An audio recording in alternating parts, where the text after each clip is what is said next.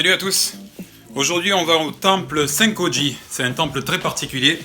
On va découvrir ça ensemble. C'est parti. Ça y est, on vient d'arriver au Senkoji Sanctuaire. C'est pas un temple, j'ai dit temple tout à l'heure, mais c'est un sanctuaire. Et c'est un sanctuaire de démons. Trop cool.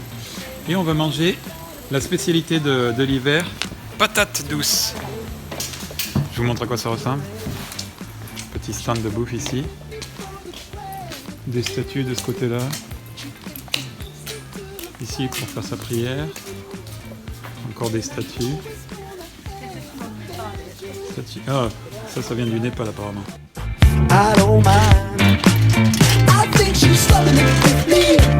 Bon, on va essayer de trouver les patates douces et je vous montre l'intérieur après. Là c'est l'accueil. Konnichiwa. Vidéo ii desu ka? Daijoubu desu ka? Muri. Ah, so ka.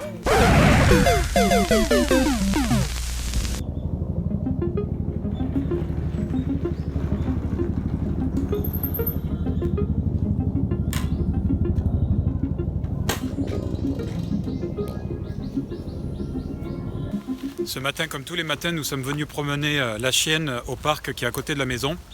Et aujourd'hui, nous avons trouvé un triste spectacle. Ceci.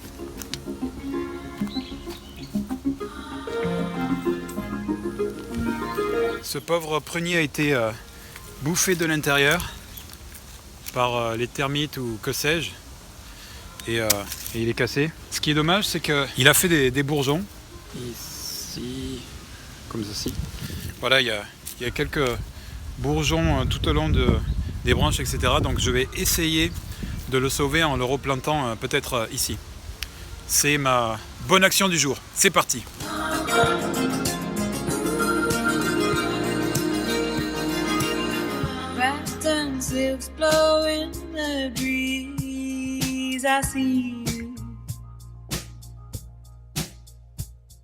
Bon, ça y est, il est replanté.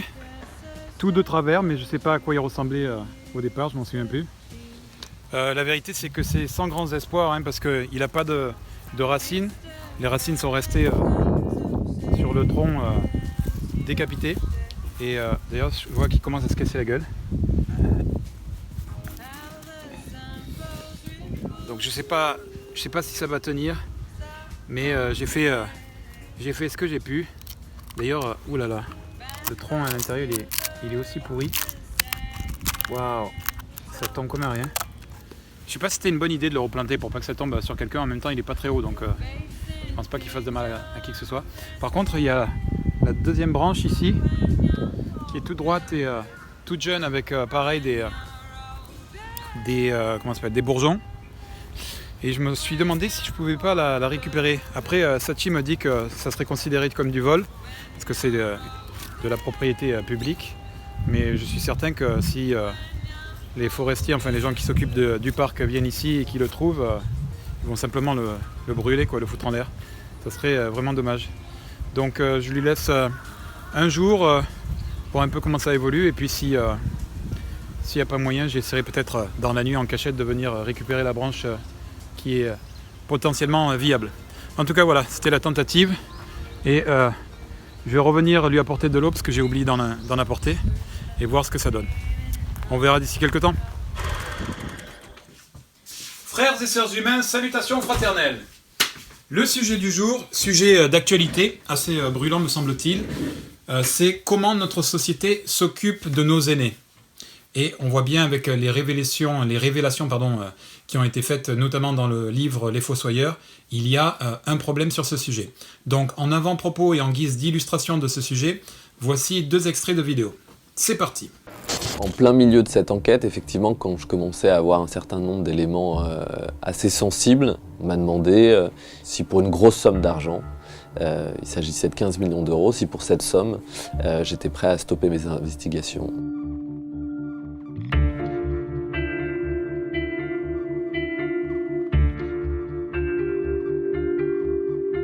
Une des phrases qui a longtemps résonné dans ma tête et qui m'a poussé à aller plus loin, c'est effectivement quand un directeur d'un des établissements du groupe qui en pouvait plus, quoi, qui vraiment, lui il était encore dans le groupe quand il m'a parlé, qui me disait j'ai pas l'impression de m'occuper d'êtres humains, mais j'ai l'impression qu'on traite ces gens comme des produits de consommation et qu'effectivement on essaye de tirer d'eux le maximum de rentabilité sans faire cas des questions de qualité. Et lui, effectivement, c'est lui le premier qui m'a raconté le système et il m'a expliqué que le groupe Orpea avait industrialisé la prise en charge des personnes âgées.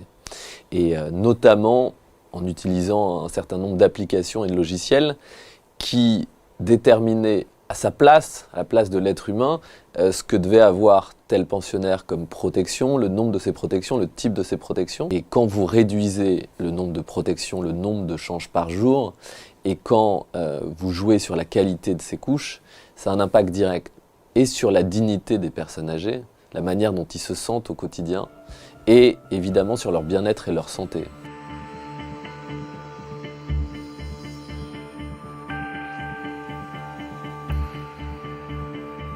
Clairement, les dérives qu'on m'a rapportées pendant cette enquête sur cette entreprise, elles apportent des questions sur le fonctionnement de ce leader mondial des EHPAD, mais plus généralement sur la manière dont on traite nos aînés, dont nos sociétés traitent les aînés. Et effectivement, il y a un débat d'ailleurs qui est en train de se lancer sur la manière dont on doit prendre en charge nos aînés et est-ce que les groupes privés sont les plus à même de gérer cette prise en charge. C'est très bien que justement la classe politique s'en saisisse et commence à débattre sérieusement de ce sujet. L'actualité. Nous avons une nouvelle fois parlé du grand H cette semaine avec le scandale Orpea, ce groupe privé qui gère plus de 370 établissements pour personnes âgées dépendantes en France. Une enquête flash a été menée par l'ARS dans un EHPAD situé à Neuilly après les révélations d'un livre enquête de Victor Castanel et Fossoyeur, dans lequel il pointe de graves dysfonctionnements, rationnement des repas, de la prise en charge médicale des résidents ou encore des soins d'hygiène. Est-ce que vous êtes étonné par ce scandale ? Non, pas du tout. Vous savez, à l'Assemblée, il y a déjà eu des missions, notamment notre collègue Caroline Fiat du groupe France Insoumise, qui était aide-soignante dans un EHPAD, donc celle de quoi elle parle, qui avait fait une mission flash avec une autre collègue et qui avait relevé tous les problèmes qu'on indique. Donc malheureusement, on sait que ce scandale, c'est-à-dire qui à certains moments peut être assimilé à de la maltraitance, est malheureusement fréquent dans des EHPAD, notamment de ce groupe, pas que. Et je crois que ça révèle le problème de la manière dont on traite le grand âge dans ce pays. Yannick Jadot souhaite ne plus donner d'autorisation à des EHPAD privés, surveiller ceux qui sont déjà existants et tout mettre sur l'associatif et le public. Est-ce que vous êtes d'accord avec lui ? Oui, il est d'accord avec nous en l'occurrence, parce que c'est longtemps qu'on le demande. Moi, je crois qu'il est inconcevable que la question des personnes âgées soit traitée par des entreprises qui font des profits sur cette activité. C'est pas supportable. Pourquoi ? Tout simplement parce que la rentabilité de ces entreprises, évidemment, elle se fait sur le dos de ces personnes. Donc voilà, ici ce qui est mis en exergue, ce qui est soulevé, ce qui est souligné, le problème qui est rapporté à la fois par un journalisme d'investigation et par la représentation, en tout cas dans l'opposition, c'est que l'entreprise privée, à but capitaliste, n'est pas la meilleure voie pour s'occuper de nos aînés. On a maintenant le recul des années pour s'apercevoir que les actualités sont émaillées des maltraitances et des problèmes qui sont rencontrés dans les EHPAD, sans parler du prix exorbitant. Donc une société qui marche vers la sagesse, vers plus de maturité, utilise ce recul pour évaluer le chemin qui a été pris jusque-là, et en l'occurrence s'apercevoir que ce chemin ne marche pas, qu'il crée de la maltraitance, qu'il est cher, et qu'il rend malheureux à la fois les clients, donc, puisqu'on est dans un système capitaliste, et les familles de ces personnes. Et comme je le disais, une société qui marche vers la sagesse doit prendre en considération, en soin, en écoute, j'ai même envie de dire en amour, ses aïeux. Parce qu'on sera à un moment donné, à notre tour, aïeux aussi, ça il ne faut pas l'oublier. Et donc, si aujourd'hui on tolère que nos aïeux soient maltraités, soient déconsidérés, et une fin de vie dégradée, indigne, etc., eh bien c'est ouvrir la porte à ce futur-là pour nous aussi. Et ce faisant, c'est laisser glisser la société dans une forme de barbarie dans laquelle on est déjà beaucoup avancé. Donc voilà, le constat c'est que une entreprise à but capitaliste ne peut pas s'occuper convenablement, dignement de nos seniors. Ce constat posé, la solution alternative, c'est bien sûr que ce soit la collectivité qui s'en occupe, d'accord ? Et que l'on change de but, d'un but pécunier, capitaliste, parce que c'est ça, l'entreprise capitaliste cherche à faire des profits et en réalité à faire toujours plus de profits, d'accord ? C'est un peu la roue du hamster, c'est sans fin et c'est délétère. Donc de changer ce but-là capitaliste vers un but de ce que moi j'appelle la libre entreprise. La différence entre capitalisme et libre entreprise, c'est que dans les deux cas, effectivement, tout un chacun est libre de mener un projet entrepreneurial, mais contrairement au capitalisme, la libre entreprise, c'est offrir un service, un bien, une avancée à la société, d'accord ? C'est répondre à une amélioration, c'est proposer ou répondre à une amélioration de la société. C'est ça le but de la libre entreprise.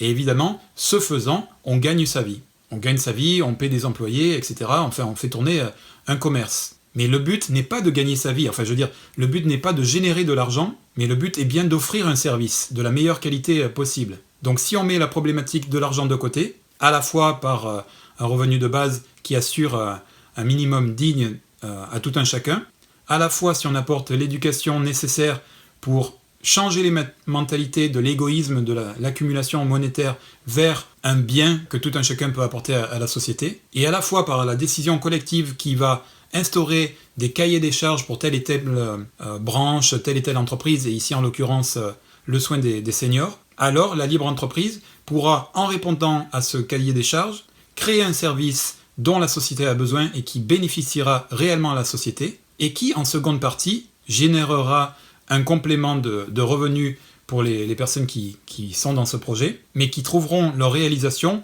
dans le fait de se réaliser, d'apporter un service, un bienfait pour l'humanité. Enfin, pour la France en l'occurrence et pour les seniors en particulier. Les seniors, pardon.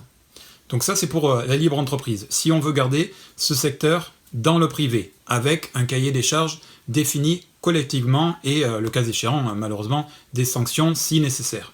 Mais une autre solution serait de garantir, de prendre en charge collectivement, mutuellement, le soin et la prise en charge des seniors. C'est-à-dire donc, en réalité, de nationaliser tous les établissements et de payer convenablement les gens qui y travaillent, en faisant, le cas échéant, des fonctionnaires. Voilà, je pense que ça, c'est une analyse logique, sage et factuelle de la situation telle qu'elle est et de la situation telle qu'elle pourrait devenir. Et telle qu'elle devrait devenir, même d'un point de vue éthique et d'un point de vue d'efficience organisationnelle. Okay ? Voilà, comme d'habitude, si vous avez un avis, exprimez-vous dans le respect. Et comme toujours, je termine par le triptyque de notre beau pays. Liberté, égalité, fraternité. Vive la France et vive nos seniors.